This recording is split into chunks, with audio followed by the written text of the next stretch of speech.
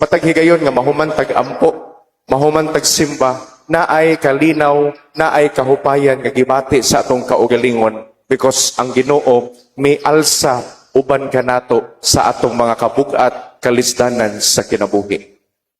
Nining Domingguha mga igsuon, gidapit nga ang simbahan, si Kristo sa iyang presensya diha sa atong atubangan, siya usa ka tawo, siya usa ka dapit, nga diin andam siyang mamati, maminaw ug muhatag og kahupayan sa tanan nga kabugat nga atong gipas-an sa atong kinabuhi. Sama sa magtiayon nga gisgutan nako sa unahan, masayon ang kinabuhi. Masayon pas-anon ang kabugat sa kinabuhi kung sayo pud ta makaila sa Ginoo. Matag higayon nga mahuman tag ampo, mahuman tag simba, naay kalinaw, naay kahupayan nga gibati sa atong kaugalingon because ang Ginoo may alsa uban kanato sa atong mga kabugat kalisdanan sa kinabuhi.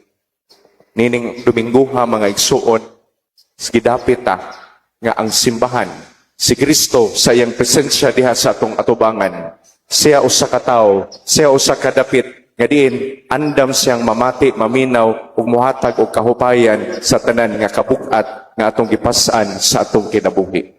Sama sa magtiayon nga gisgutan nako sa unahan, masayon ang kinabuhi. Masayon pas-anon ang kabugat sa kinabuhi kung sayo pud ta makaila sa Ginoo.